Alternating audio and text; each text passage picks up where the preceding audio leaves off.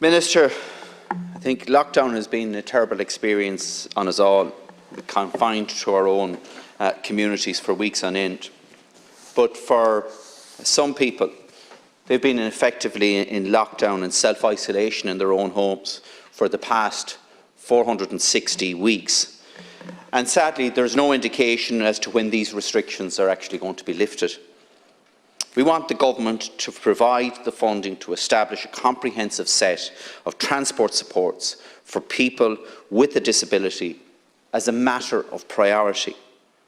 Because these people in their own homes are effectively being marooned and isolated and have experienced this for the last 9 years. And homes with a disability spend on average over €9,000 on items explicitly related to that disability. Unique versions of products, transport, mobility issues, and these are additional living costs for people with a disability on top of the dramatic increases that we've seen in the cost of living for everyone else.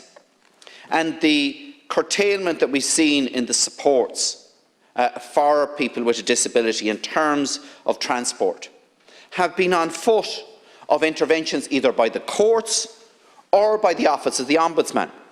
Now, because of the political implications of these particular decisions, the Minister of the day would have got a clear indication of what was coming down the track, had been forewarned in relation to it, and yet we are still waiting 9 years down the road to see any action. And it's time now to implement a transport scheme that works for people with the disabilities. 9 years ago, the government of the day suspended the mobility allowance and the motorised transport grant for new applicants and promised at the time that they would put an alternative, fair and equal replacement scheme in place. And that never happened. The motorised transport grant, a means-tested payment to help someone to buy a car so that they could retain employment. The mobility allowance, a means-tested monthly payment for people who couldn't walk and couldn't use public transport. Now, Minister Rabbit, in her contribution earlier on, was critical of us not coming up with a solution. But as his colleague, the Senior Minister, has clearly pointed out, it is a complex issue. An issue that I worked very closely with Minister Finian McGrath on, and alternative supports were put forward to government at that time. But of course, sign-off was never secured in relation to that. And Deputy Ledden is right in terms of the issue of universal design, an issue that Deputy David Stanton and myself have been campaigning on over a long number of years and needs to be integrated into every strata of our society. And then we've seen in June of 2020 the disabled driver scheme suspended. Again, government being given the heads up in relation to what was going to happen in relation to that. A scheme that provides tax reliefs for the purchase and for the adaptation of a car. Now, the disabled drivers tax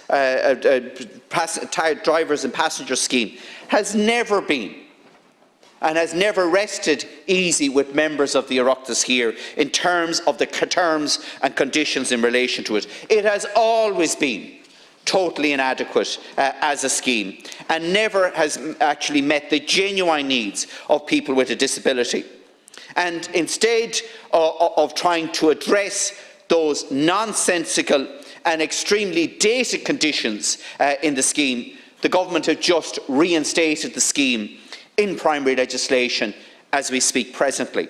And if we look at that particular scheme, in order to be eligible for the reliefs, the tax reliefs under that scheme, the only scheme that is available at the moment for people with a disability who cannot access public transport, they have to be without the use of both legs, or they have to be without the use of both hands or both arms, or without one or both legs, or if they have the use of one leg, then they can only avail of the scheme if they don't have the use of both hands or arms. And you cannot if you cannot use your arms and you can use your legs, you're denied access to it. Like, this is an archaic scheme. It needs to be reformed radically. Now, I accept that the government are coming forward with a review of this, but we're hearing review after review in relation to it. We have no commitment in terms of deadlines. We have no commitment that the recommendations that come out of the National Inclusion Strategy will be implemented in a timely manner. 460 weeks being isolated in someone's own home is totally unacceptable. People with a disability today are effectively marooned in their own homes. They cannot engage in their own communities. They cannot take up worthwhile employment because of the lack of access to basic supports today. Thank you.